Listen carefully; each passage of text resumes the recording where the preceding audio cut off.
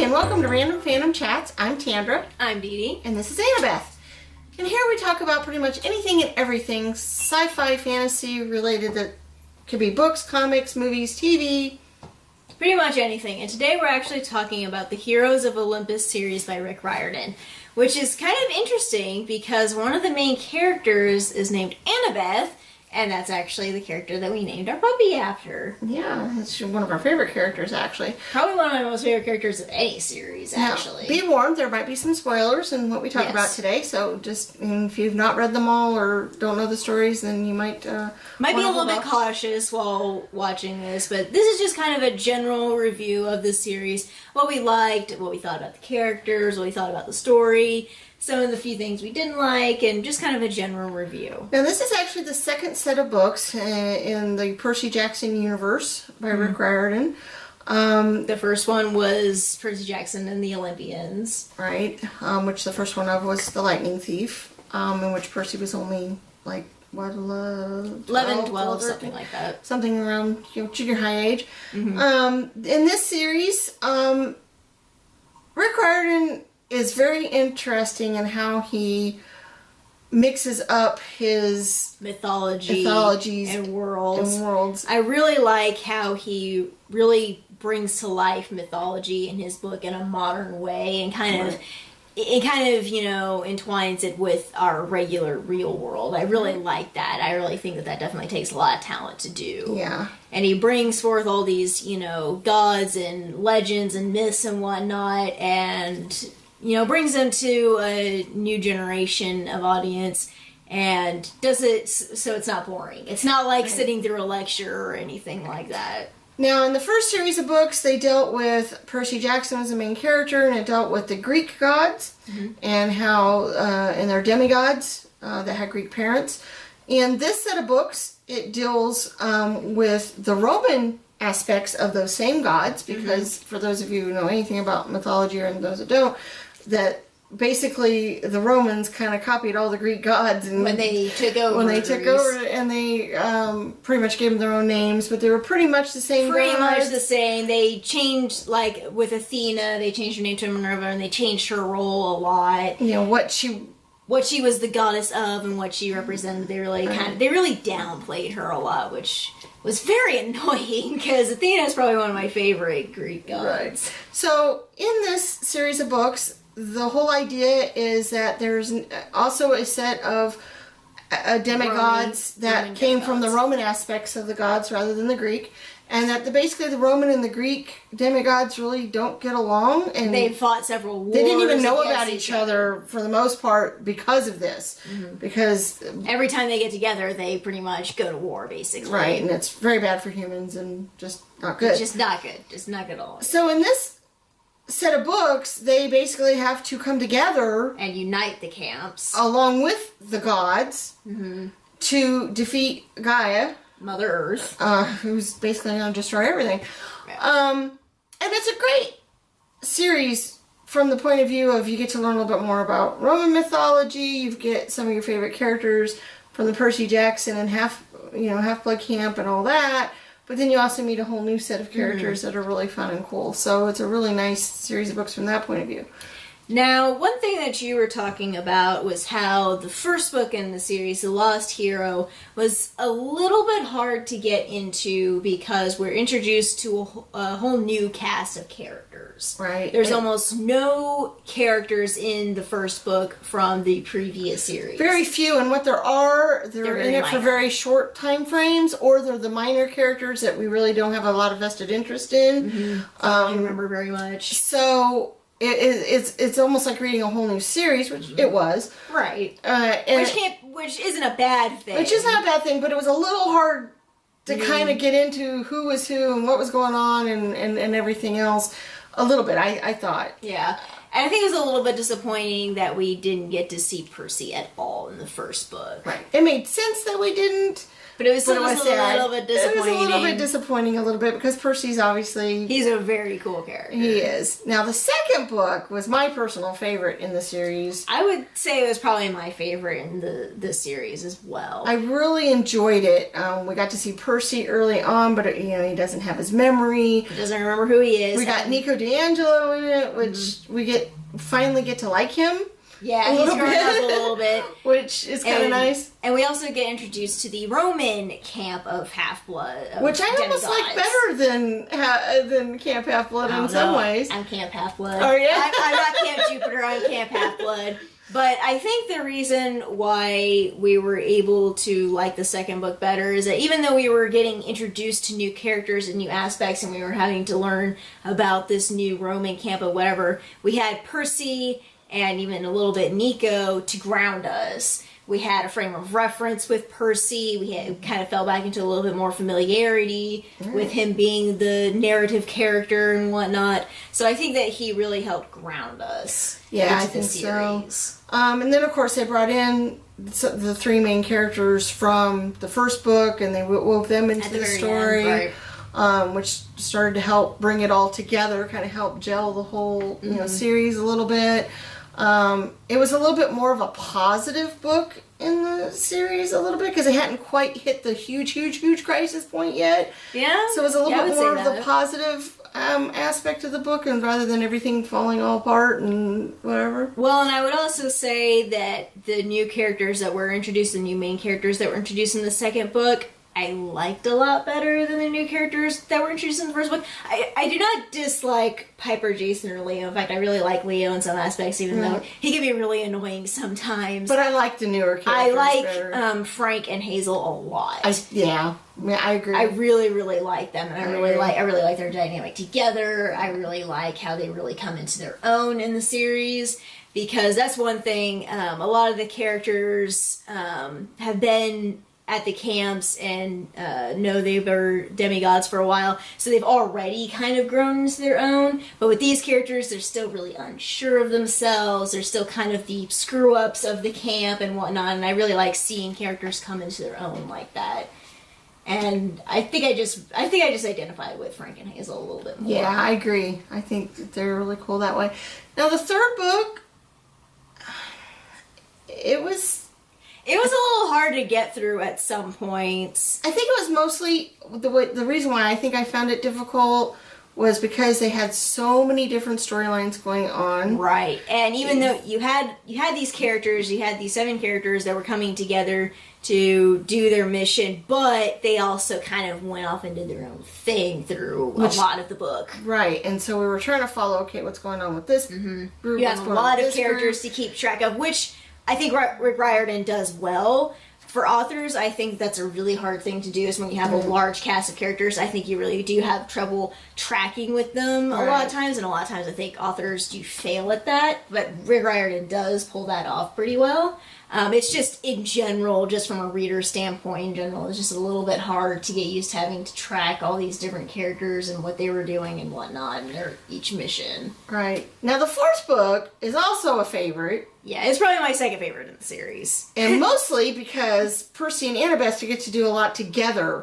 You really see their relationship come together, and you really understand why they love each other and why they stick with each other through so much. And they go through this horrible experience of being, spoiler, in Tartarus. But they get through it together, and they help keep each other strong and sane, basically, throughout the entire experience. And I love Bob. Bob's a great character. Yeah, even though it was funny, when I first read this book, I had not read some of the short stories that Rick Riordan put out. I either, thought I had read them and didn't, or just didn't really know they existed. And when they introduced Bob, they were talking about this thing that happened with him, and I was like, when did that happen? I was what like, did I miss? Did I just forget this character? Because usually I'm pretty good at least somewhat remembering characters from previous books, or at least having a vague hint of, and I was like, when did that happen? Yeah, I was having the same problem. I was like, who's this Bob? What did I was like, I'm so confused. But I was like, okay, he's still a cool character. You know, I have no idea where he came from. I thought maybe this was just something that happened off screen or something. Maybe I I was very confused by that, but I did like the character. Yeah, I thought did he was too. a cool character. It was cool. Now, the sixth book, once again, was a little hard to follow because there was so much going on. Mm-hmm. Even though the characters stayed together a lot more, it was kind of haphazard what they were having to scramble to do. It's because the whole big battle was happening, so you've got, hundreds of gods, you've got hundreds of demigods, you got the whole thing with the two groups of demigods wanting to fight and whatnot. So you've got all of these characters that he's mentioning, and and they're all having to, like I said, scramble to do all of these things before this cutoff point that a prophecy spoke of, where like the world's basically going to end here, and they literally have like 2 weeks, I think, a week or 2 weeks at the beginning of this book to do all this stuff. Right. They never have a lot of time. It's always time sensitive, but yeah. That's definitely was something that was a problem. Now, I think for a final book in a series, I think it was pretty good. I had no sense of, of it being anticlimactic or feeling like there were unresolved things. Of course, he left some things open to more books, which he has started writing now. But that never really bothers me. As long as it's not like something that really should have been answered wasn't answered. Right. But there was none of that. Like I said, the battle was pretty epic and whatnot. And of course, you got some characters who finally got together and whatnot. Which is always fun. I won't mention who because that's at the very end of the book. But it was very sweet. One of the things I really appreciate about Rick Riordan's work is I like how he brings different cultures, different people of different backgrounds, races, religions, whatever. He's very progressive and very diverse and inclusive in his writing. Right. Which, especially for something that's aimed at a younger audience, is very hard to find.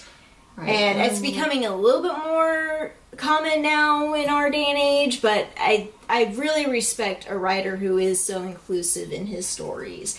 And, you have main characters who, grew up in poor families and, come from different ethnic backgrounds and whatnot, and are of different races.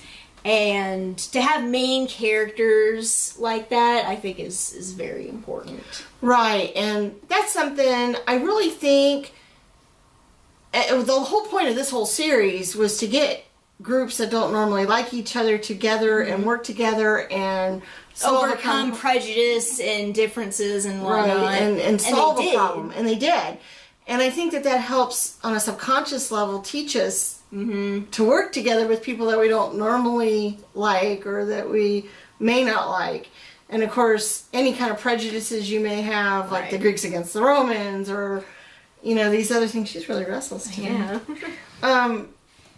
All these things, the fact that you can come together and achieve a common goal subconsciously will help you maybe think that, maybe I should work with people. Yeah, maybe be a little bit more open-minded. And again, for a message like that isn't like super blatant and preachy, something that's a little bit more subconscious, aimed at a younger audience, I think is very important and very cool that he presented it like that. Because a lot of times when you have stuff like this aimed at kids, they try to teach you life lessons, but they're very preachy about it and they're very blatant, and it just comes off as being very meh.